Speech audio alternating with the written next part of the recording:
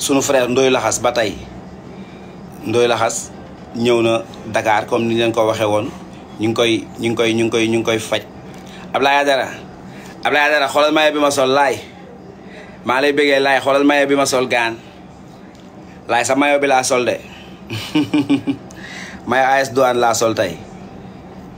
sunu frère Ndoye Laxas ñëw na Sénégal ñëw na Dakar ba ñu ngi koy faj mi ngi woon ngaay mais indi nañ ko Dakar commencé nañ koo faj mi ngi dalal jàmm foofu lañ ko interné gars yi commencé nañu nekk ci moom xam nga commencé na traitement yi mais ba tey analyse yi ak affaire yi ba tey dafa metti trop. il faut gars yi ñu bëggoon rek ngeen jàpp ci yéen ñëpp comme ni ñu koy defee saa su nekk rek numéro Soro Malick 77 la 618 82 49 77 618 82 49 maa ngi leen di béggawaat bu baax a baax. bon balaa ñuy soriwaat ba tey sunu frère Albarka Kairé dafay taxaw le 13 incha allah am na taxawaay boo xamante ne nii waroon nañ ko ci am nañ ko ci incha allah ak sunu frère Matar Guy gi bu neexee yàlla loolu yëpp dinañ ci gën a indi ay leeral parce que am na ci dox buñ ci war a dox boo xamante ne ba léegi maanaam sotteegul mais pour wax leen numéro Soro Malick 77 la 618 82 49 ngeen jàpp ci kaawu Ndoye Laxas ngir sunu frère boobu mën a jug dellusiwaat ci sunu biir. beneen bi kaawu CNG ministre des sports ba léegi joxeegul li nga xamante ne nii wala waxagul kan moo war a diriger CNG bi te gars yi dafa am benn fee bu am boo xamante ne dama bëggoon ñu taxaw tuuti ñu waxtaan ci quoi ñu xool parce que ñun aussi suñu position wala suñu taxawaay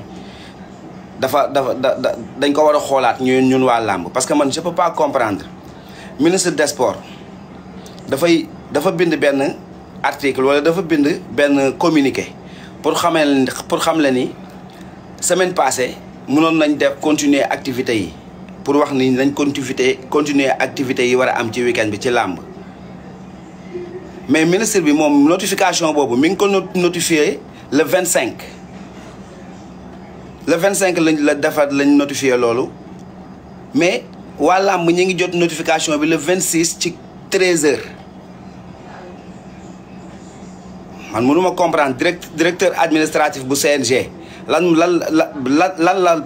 pourquoi ñu xaar ba làmb samedi bi amul ñu bàyyi ba jour samedi ci 13h ñuy soog a génneel promoteur bi di ko xamal ni ministre bi joxe na ndigal excusez-moi pour làmb ji am est-ce que loolu yoon la est-ce que ministre bi tey jii bu fekkente ne joxe na ndigal pour làmb ji am est-ce que war ñoo wax ak promoteur bi bu yàgg xamal ko ni promoteur bi war na mën a tëgg tey jii promoteur bi defoon investissement mbër yi nga xam préparé woon nañ pour bëre samedi ñoom ñëpp mujj ñoo bëri samedi te arrêté te article bi génnoon na wala notification bi ministre bi notifié pour ñu bëre génnoon na depuis vendredi ci guddi. léegi ñun lan lañ war a wax quoi ñun léegi lan lañ war a lan la man je comprends pas quoi. pourquoi ñun taxawaay bi waa làmb war a amuñu ko surtout ci côté dirigeant yi ba tey am na loo xamante ne nii du yoon ministre promoteur bi mënul organiser làmbam. ba samedi ci suba ñu koy soog a xamal ni làmb ji pourtant mënoon naa am parce que ministre bi joxe na notification boo xam démb la ko signé mais loolu manque de respect carrément la quoi loolu manque de respect dëggantaan njaay la.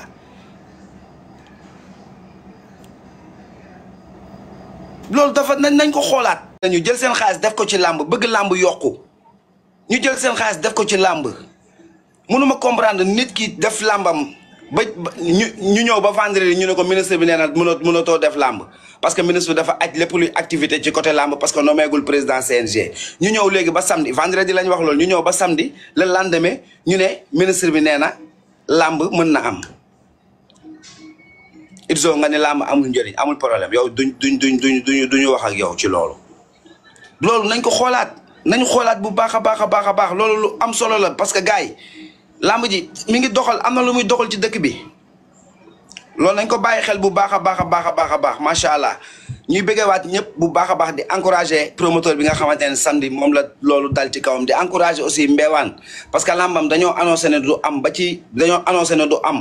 ci suba gi ñuy soog a wax ne làmb ji dina am mu nekk ay mbir yoo xamante ne yu ñuy ñaawlu la yu ñuy naqarlu ñu bëggoon bu baax a baax ñi nga xam ñooy sunu ay kilifa ñu xoolaat bu baax a baax taxawaay yi ñu xoolaat bu baax ni nga xamante ne nii noonu la ñu war a doxalee yëf yi nañu xoolaat nañ ci jàpp bu baax a baax nañ ci jàpp maa leen di béggewaat bu baax a baax yéen ñëpp di leen siyaare mbokk yi am nañu gan gu am solo suñu frère nam nañ ko torop fan yi pencum lamb xuloo wuñu xeexuñu donc ku ma xulool aw ma ku ma xulool aw ma ku ma xeexal kenn perturbé wu ma damaa wét ci pencum lamb bi nam naa la bu baax a baax fa faram tuw ma faali ko ndaw ba tax bi Alaaji Modou Mbaye ci loo nekk mon frère naka waar maa ngi lay ziar bu baax di la ñaanal jàmm bu baax ak sutura xewul yi bari Mbaye dañu fay may ñaareel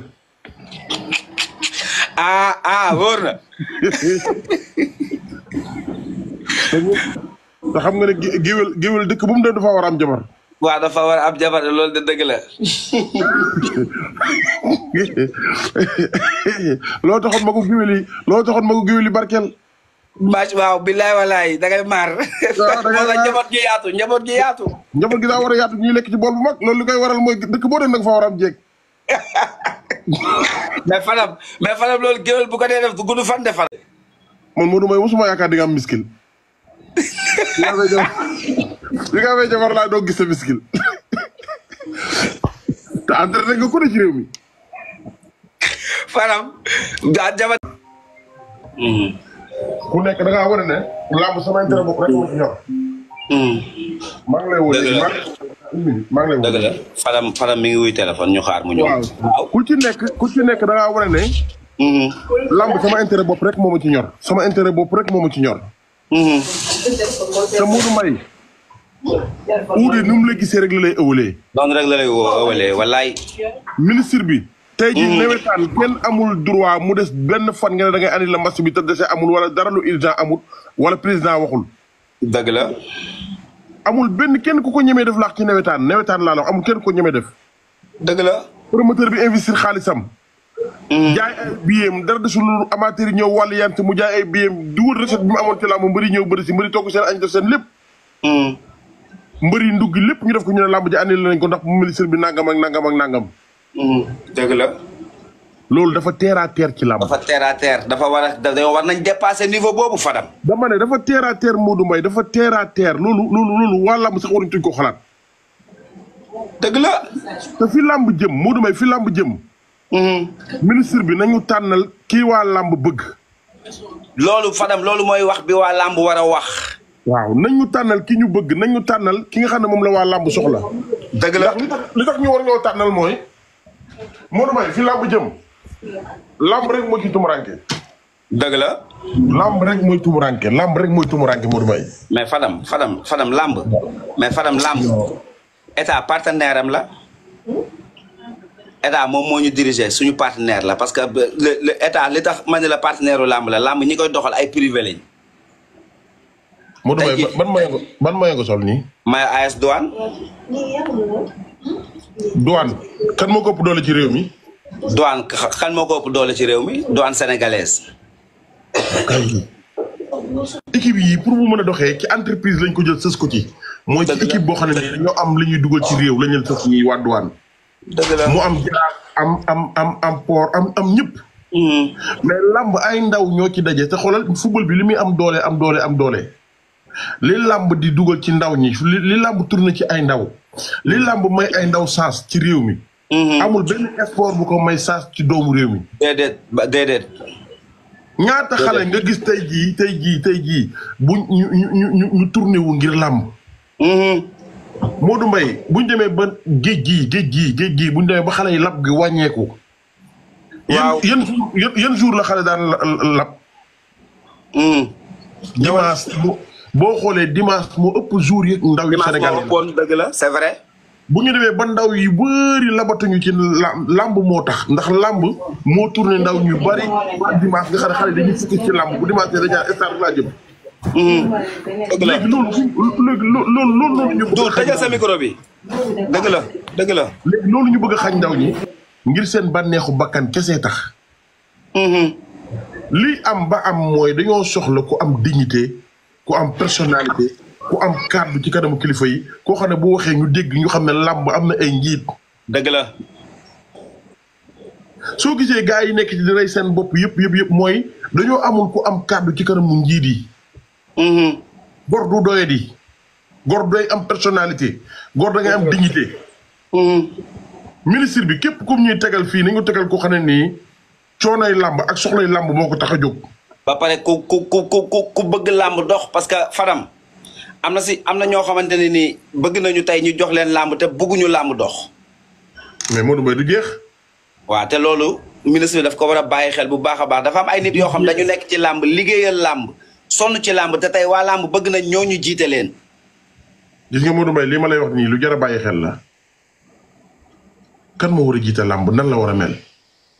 ku war a jiite làmb ban jikko la war a yor. ku war a jiite làmb ci ban modèle lañ ko war a gis. ki war a jiite làmb war a nekk ci kanamu ndaw ñi kooku comportement am nan la ndax kooku ay mbase rek la war di sol ndax kooku daa war a wàcc ci biir xale yi xam nan la xale yi soxla. Modou Mbaye biir Pikine xam nga ñaata écurie fa nekk. Pikine bari na trop. combat bi daa compliqué trop Modou Mbaye combat bi daa compliqué trop ci diggante Modou Lo Siteu.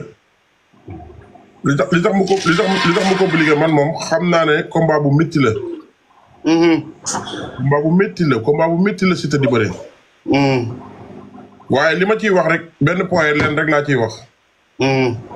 mooy Siteu mu ngi bëri combat boo xam ne ci carrière am mësta bëri combat bu mel nii ci carrière am. bu mel nii ci carrière am.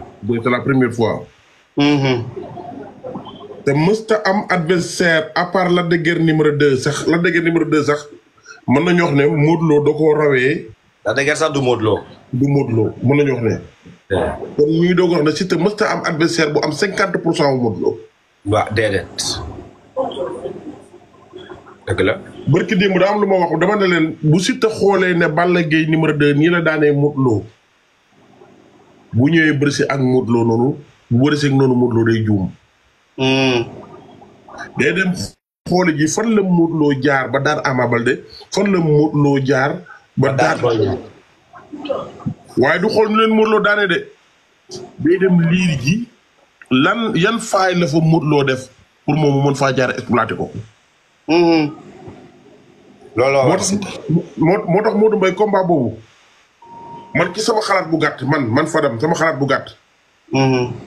ndax Siteu war na ko bëri 2 minutes. loolay sa laaj yow. waaw man loolay sama laaj xam nga tax mu nekk sama laaj. waaw. Modou Lo erreur la ci làmb Siteu fekk si Modou Lo deuxième souffle. erreur la ci làmb Siteu fekkee deuxième souffle Modou ci biir combat bi. waaw ci biir combat. maanaam combat bi gudd ba Modou am deuxième souffle la. saa yu combat bi guddee ba deuxième souffle Modou Lo dugg rek. ci la xeexu Modou Lo ak bëri Modou Lo di gën a réglementé ci première 2 minutes yi. dëgg la. Modou bu tàngee rek Modou kérosène bu tàngee lay soog a réactionné. tey nag léegi nag Siteu man ci sama xalaat bu gàtt gum li ma gisu gum ci niveau état de forme bu njëkk ba man ci laay waxee waxaguma ci lii ñuy ñëw ndax lii ñuy ñëw ku ci wax rek bakkan nga waxee. mais Fadam li nga comme ça Modou bu Siteu warul xaar deuxième souffle Modou léegi Siteu li mu war a def pour jeexal combat bi foofu Fadam lu précis lay doon lu wóor wala waaw lu leer la fay teg de. mais Modou Mbaye Siteu moo war a jox Modou Lo cër bu ko bëggee daan. temps yoo déggee ñu ne Siteu nangul na Modou Lo li ko yàlla def. waaw. lu am lu ko neex ci combat bi. il faut orgueil bi Modou Lo am. il faut orgueil bi Modou Lo am Siteu feeñal ko. la plan wu bëri Siteu mën a feeñee. saa yoo déggee ñu ne Modou Lo indi na cër jox ko Siteu. Siteu du bëree du xeex te Modou Lo saa yi ñëwee ci kaw Siteu pour mu Siteu mën a contrôler Modou Lo di nekk erreur. c'est vrai. man nag ci sama xalaat bu gàtt gum moom ay yeneen amateur yi ñu wax mooy man Fadam su ma indi woon Siteu du ma ko bëri léegi Modou Lo 2 minutes. donc ko bëriloo 2 minutes. déedéet. Modou Lo daa am lu ko yàlla may ci làmb. dëgg la. te li ko yàlla may ci làmb daf ko mëne lool te bu ma sañoon mbër mi bëri ci mental la te mbër mi bëri ci mental avant mental baa baax te nga war a li ngay def ñibbisi. mbër moo xam ne li ëpp ci bëreem ak xeexam ak dóoram ak jàppam lépp ci xel la. mais Fadam est-ce que xam nga ne tamit Modou maanaam Modou man maa ngi ko gën a ragal sax bu combat di soog a commencé. waaye fa la sens ya ëppee. sansu daan ko foofu la ëppee. foofu la ëppee. ok ndax foofu Modou Lo du moytu. ci Modou Lo. waaw parce que Modou combat bu gudd bu mu ñàkk bariwul de. dama ne saa yu liggéey Modou Mbaye saa yu Modou Lo ñaqee ngeen bëgg a tas mu takkaat ko. dina dugg ci deuxième suuf ndax noonu la jàngee bëre. dëgg la. te ginnaaw carrière Modou Lo bi Modou Lo di jàng bëre mës ta contact ak comme toolal doole ñi ko ëpp doole rek ci la jàngee bëre. kii ñi ko fi mu jàngee bëre ñoo ñëpp ko mës a ëpp doole. ñu ko mës a ëpp doole moo tax en général. waaw kon moom chance lay nekk si moom mu bëre ku ko ëpp. waaw kay nag. da lay mën a manipuler day mën a bëreeg yow. moo tax nag Siteu ci yoon combat bi man su ma ko indi woon Modou Mbaye barki Serigne Babacar Sy ma yaakaar dernière jàkkaarloo Siteu Modou Lo Siteu am na fa 1000 chance ci combat am. mooy seen las jàkkaarloo las bi. man artiste yaar naa la. man de su ma àndoon ak Siteu man. dinaa romb fële rek. benn nen rek bind ci li ma ciy bind rek ñoo fekk Modou Lo tax bëgg ko ci kaw Modou Lo. am lu ma liggéey ci boobu tuuti. dama ne bu fekkoon ne damaa romb Modou Lo man dinaa jéem a tibb suuf ci kaw tali bi rek. fekk Modou Lo tax ma sotti ko. jaajëf Xaadim. Modou Mbaye bëgg ma Modou Lo bu ne à l'aise. Modou Lo bu nekkee à l'aise ci biir combat moom day lay manipuler li mu bëgg lay def. mais question bi ma bëgg a laajte waat Gana mi ngi fii mais Gana dama koy téye tuuti parce que kii soldat laa bëgg a waxtaan laa bëgg a laaj fii. soldat dégg nga kàddu yi gars yi wax fii mais man question bi ma lay laaj bu dee yaa ngi suivre làmb wala bu dee aussi xam nga sport tuuti wala xam nga si lu bari boo ñu ci mënee yokku ban mental la Siteu war a am pour affronter Modou Lo.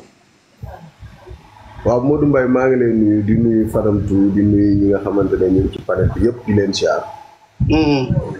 di leen ñaanal jàmm ñoom ñëpp di ko sàkk ci ñoom di wax ne yàlla ñu yàlla defal jàmm. yàlla na la ko yàlla defal ñu bokk ko. di wax Modou Mbaye. aha lamb Siteu Modou Lo mooy nit koo xamante ne kenn